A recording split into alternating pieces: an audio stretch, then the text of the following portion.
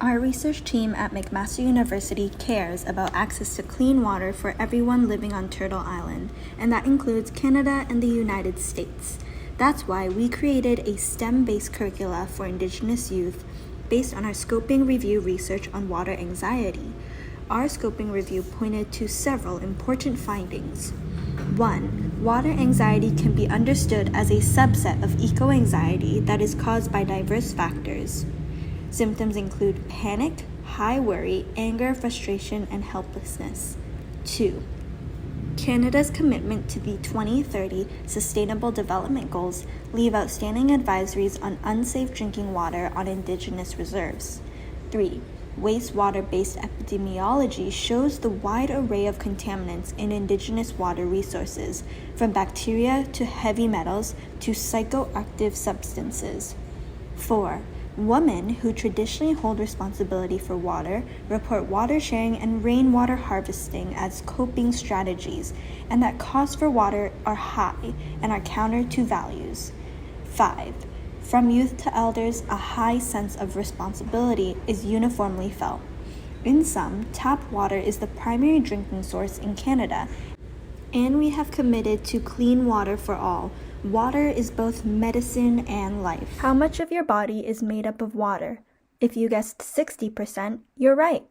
Water is key in 4 important processes: thermoregulation, lubrication, shock absorption, and the transportation of nutrients in and waste out. Thermoregulation is your body's ability to maintain a safe body temperature. When you feel warm, your body releases water in the form of sweat. When this water evaporates from your skin's surface, your body loses heat and cools down. For example, when you exercise, your body loses 85% of its heat through sweating. When you feel cold, your body shivers to increase its heat. Drinking warm water could also help. Water also lubricates your mouth, eyes, joints, and organs. The saliva in your mouth is 99% water. Water also coats your eyes. If you didn't have water for your eyes, they would become very red, sting, and your vision would become very blurry. All 360 of your joints also move smoothly because of water. Joints are the areas where 2 or more bones meet, and they are lubricated by water. Without it, bending your knees, using your wrists and hips for that great lacrosse move, and rolling your shoulders would be very painful and over time impossible. Water also acts as a shock absorber for your body. While in the mother's womb, babies are surrounded by a body of water that protects the baby from external forces, if the mom was to fall, for example. After the baby is born, water continues to protect the spinal cord, brain, and joints of the baby during rigorous activities of moving from womb to the world.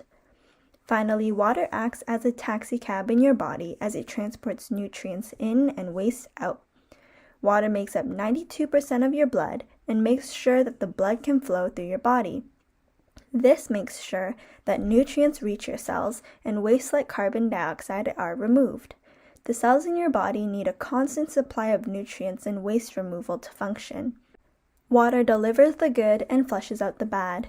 Speaking of waste, water also goes out in our urine and in our stool, and you probably know that story pretty well.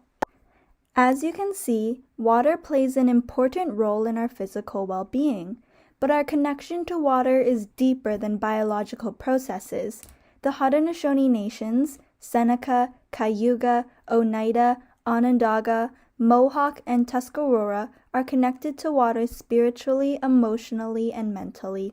It is used as a medicine, an element in ceremonies, a source of inspiration, and it was the first thing that Sky Woman saw when coming to Earth. Water nurtures creation. Grandmother Moon controls the tides of water. Water makes life possible. It is the ultimate nurturer. For that reason, females work so hard to protect water as one of their responsibilities.